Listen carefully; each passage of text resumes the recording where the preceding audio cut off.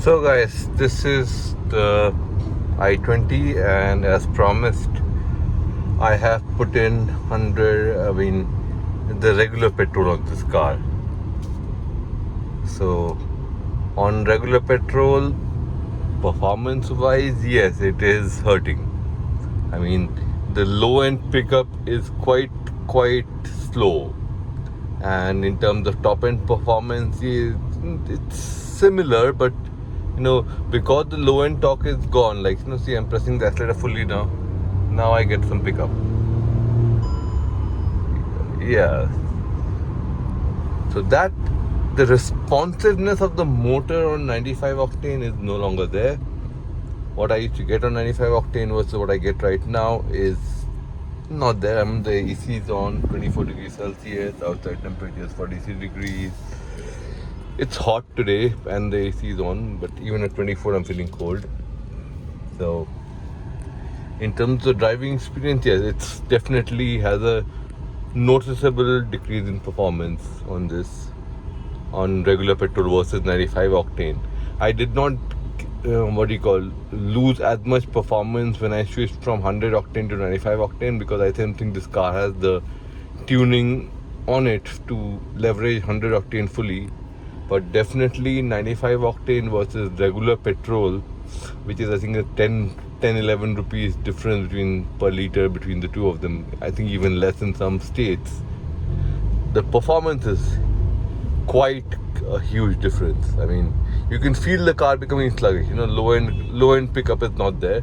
Once the turbo kicks in, yes, you get the grunt also, but even then the top end grunt is also lacking in this.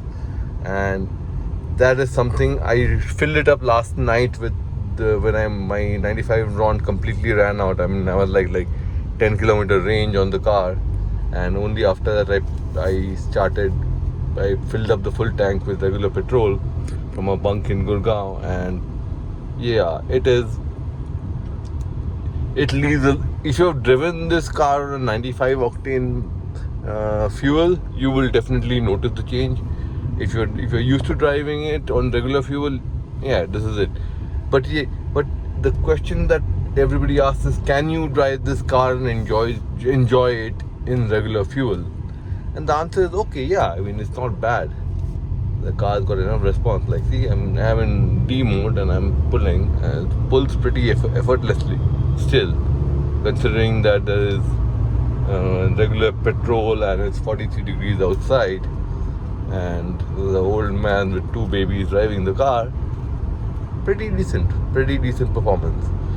Do I miss filling 95 octane? Absolutely. There's a huge... See, on the top end, when you're pedal to the metal, you will notice a little bit of a power loss. But in the low end, when you're moving in stop and go traffic, or just picking up from a slow crawl, that's when you notice a lot of difference between the 95 octane fuel on the i20 N line versus the regular petrol on the i20 N line. So I'll just do a sports mode. Hopefully there aren't any cops here. I'll do a sports mode pickup on this. So let's slow it down a little bit. Yeah. This is sports mode. Let me switch to S2.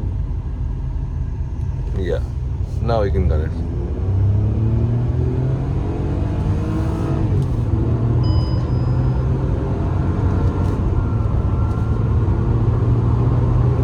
Yeah, you can feel it. I mean, you can feel the engine being a little lethargic on this car, even in sports mode with the AC on, which wasn't the case with 95. So 95 at any gear, and I've driven this car on 95 octane on much higher temperatures than 43 degrees, and even in those temperatures the car never felt lethargic at any gear. Yes, obviously for a stop it does take a bit of time for the turbo to spool up, but this lethargy in throttle response and the car moving, it's a consequence of regular fuel. So then that's the verdict. Then yes, you can drive it in regular fuel. It'll give you slightly worse mileage. I normally get about 10 on my driving style, which is gunning it and then slowing it down and gunning it, and mix of sporty and civilized driving.